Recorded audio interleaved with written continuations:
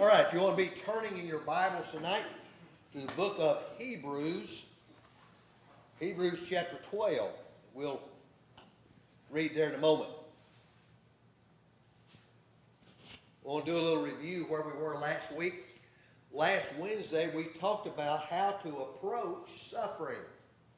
How do we approach it? We read from 1 Peter 4, 12 through 16 and pointed out some truths. One was we must not allow trials to surprise us or to shake our faith, because God calls each one of us to face trials. It's part of your Christian calling to go through tests and trials. Another point we made is that we are to rejoice over the fact that God chooses us to participate with Christ in his sufferings. Thirdly, we said we need to make sure by examining ourselves, examining our hearts and our motives and our past actions. Make sure by examining yourself that you are not suffering as a consequence of some of your actions. And fourthly, we said we're to be willing to gladly suffer for Jesus. And one of the big things that we did last week is we made sure that we distinguished between consequences that we bring upon ourselves because something we fail to do, or we decide to do, or an attitude in our heart that could bring consequences on us, versus trials that God asked us to go through for his glory. God puts us through trials sometimes through no fault of our own for his purpose and glory and cause. And so we've got to be willing to accept those trials. But tonight I want to continue around this theme of, wait just a minute here. Yeah, that's it. Come on, get back.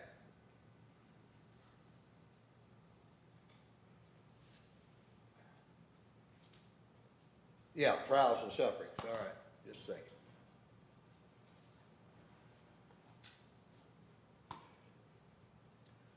I want to come back to this theme of trials and suffering.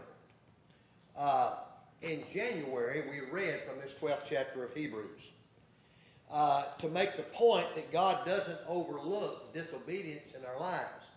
I want to read from this chapter again, just verses 9 through 11, for a different reason.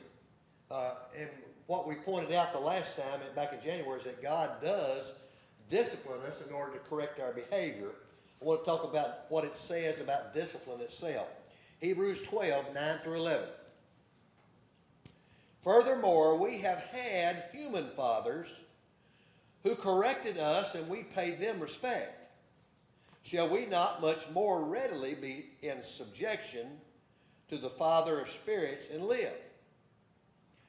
Now here's the points he makes. For they indeed, speaking about our earthly fathers, disciplined us for a few days to chasten us as seemed best to them.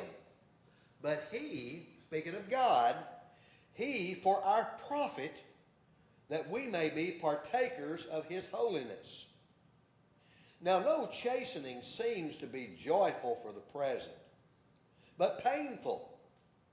Nevertheless, afterward it yields the peaceable fruit of righteousness to those who have been trained by it. So, we read that God disciplines us for our good. Here's where our problem lies. Our problem is that we can only see what's in front of us. If we're in the middle of a trial, of some big test, some suffering that we're going through, that's what's right in our vision. And it's hard to look over that or look beyond it, because that's the current crisis. In the middle of a crisis, how can you look forward? It's very difficult. And because of the pain of a trial, we can't see what's coming down the road. Now, what's coming down the road is the good that's coming from it. Because God promises us that there is good that will come from whatever trial He asks us to go through. That being said, let me ask you some questions, and let's try to answer these as we think in general about our lives. What is the good that can come from discipline in our lives? Now let me name some specific disciplines. What good comes from the discipline you received at home? Respect for our parents. You learn respect for what? Your parents. For your parents, for authority figures. Okay, very good. What else comes, good comes from discipline at home? I learned that there's consequences to the things that you do. There are consequences to the things that we do. Very good. What else do we learn? Not to do it again. Don't do it. Well, some do, some don't. Some learn not to do it again, but others don't. All right, anything more that we learn from discipline we receive at home?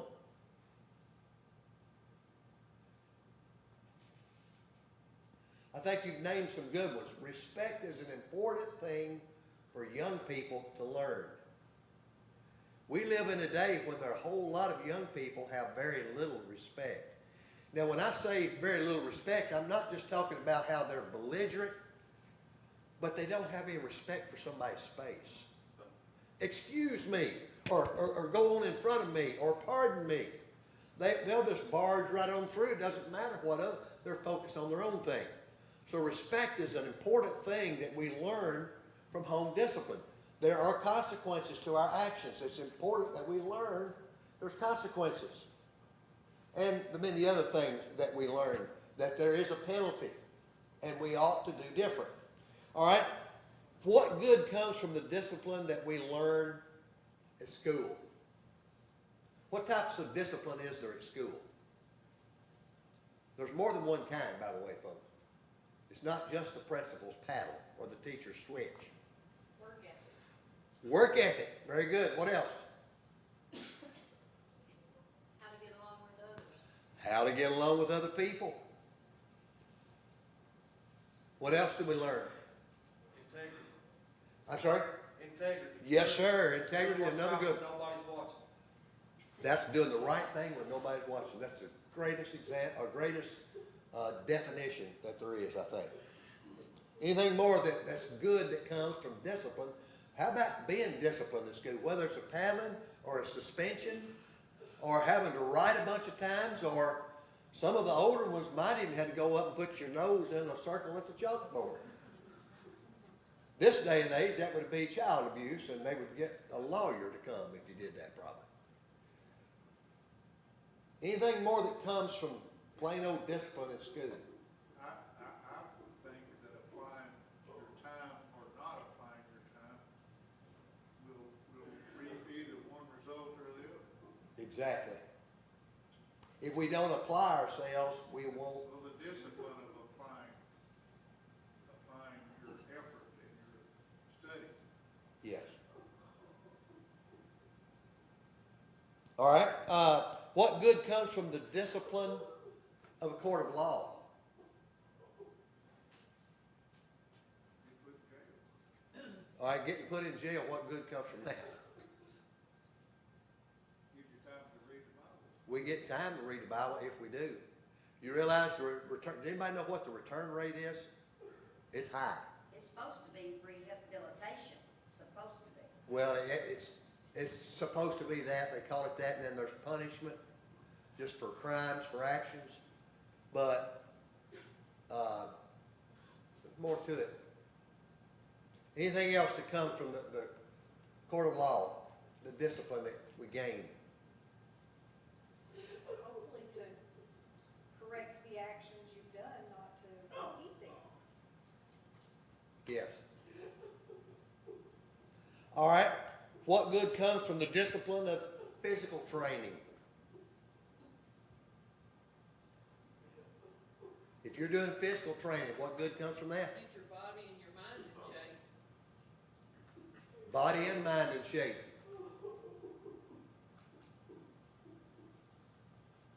What else? All right, what about the discipline of trials in our lives? What good comes from that? I think it kind of teaches you and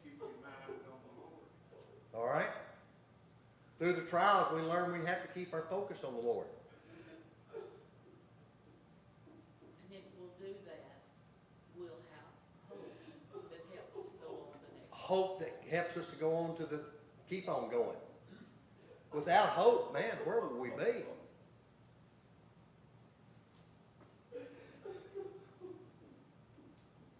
I know when I had a divorce, when I was divorced, it taught me that I could survive, I could live, I could manage. I was stronger than I thought I was. You know, a lot of things, but that was a trial I went through. It was probably not a consequence.